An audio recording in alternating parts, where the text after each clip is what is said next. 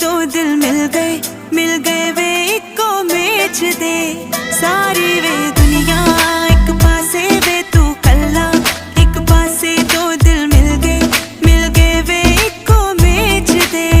नी उड़दियां चिड़ियां चिड़ियां ने गल्लां चिड़ियां ने खुल गए बूहे नी साडे लेख दे। गल कोई भी होवे तेरा जिक्र हो जांदा है।